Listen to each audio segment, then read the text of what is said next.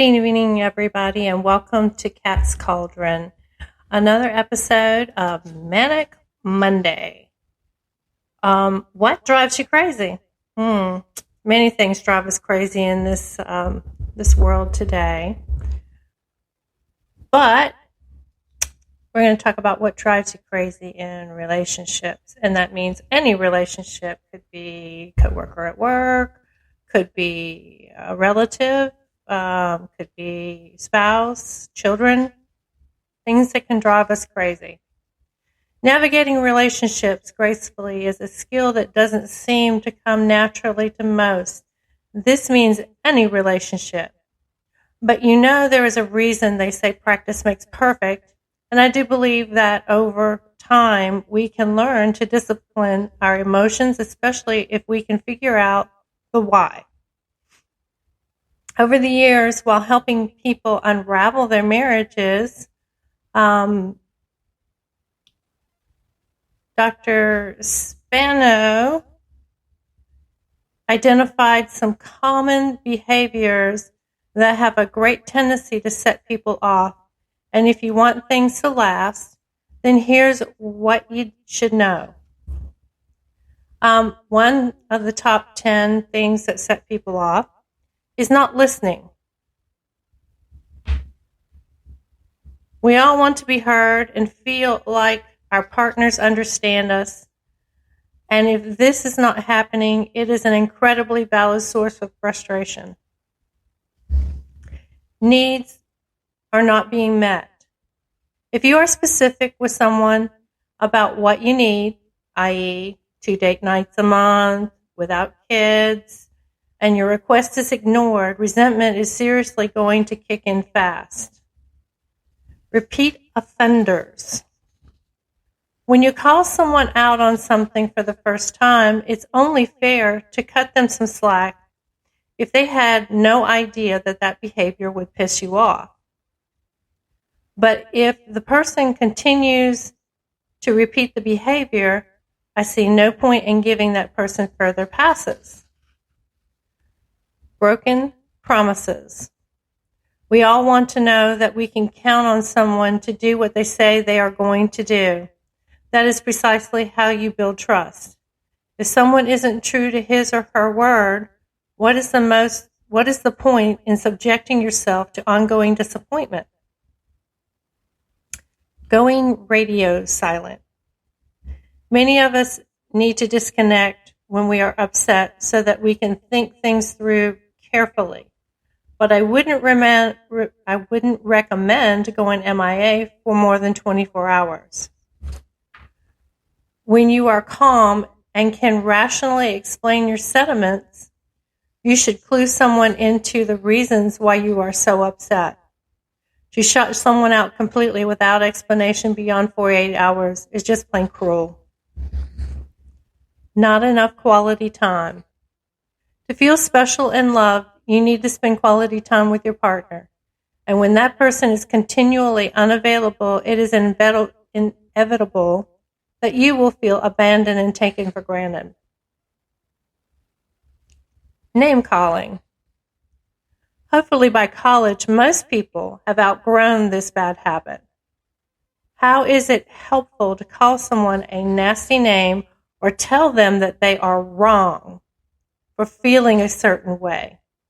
The point of language is to communicate our ideas so that we can peacefully coexist, especially with our loved ones. Treating someone with disrespect is the surest way to alienate someone and or make them hate you. Being plan B. No one wants to be the fallback guy or gal. We all want to be with someone that treats us like we are priority. This is normal. Treating people you supposedly care about like your backup plan is not a good plan. Wobbly stools. What do I mean by this? Well, imagine a person has a 3-legged stool, and when work and home life sucks, he or she keeps leaning on the other stable leg remaining his or her significant other. Now, on a temporary basis, this may be okay, but you cannot continually act as someone's emotional crutch.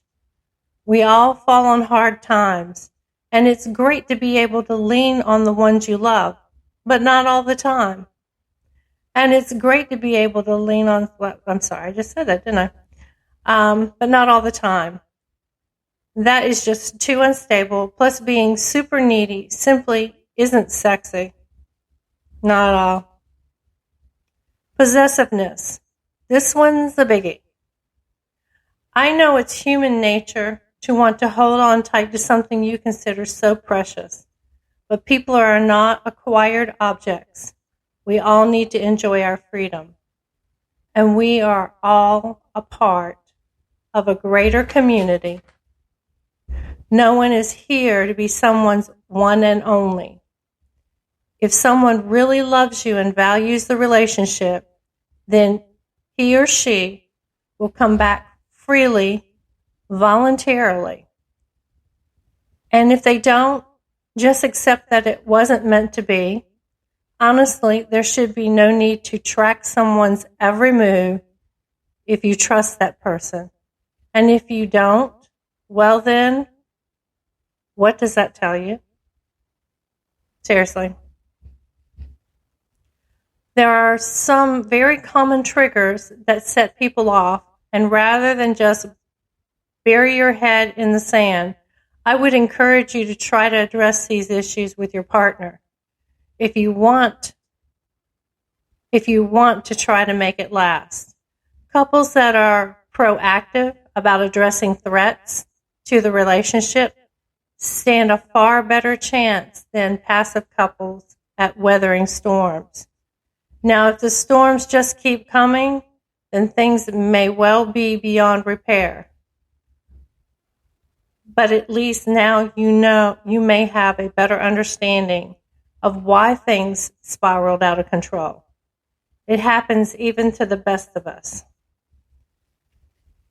So with that being said, yes, I did this because today is Valentine's Day. And just wanted you to take a few moments to think about how precious your loved ones are, all of the people in your relationships. So take time for them and nurture your relationship. And as it said, address those things that kind of set you off so that your relationship doesn't spiral out of control. Well, thank you for tuning in. Happy Valentine's to all of my favorite people who tune in and support me. Until tomorrow. Thank you. Good night.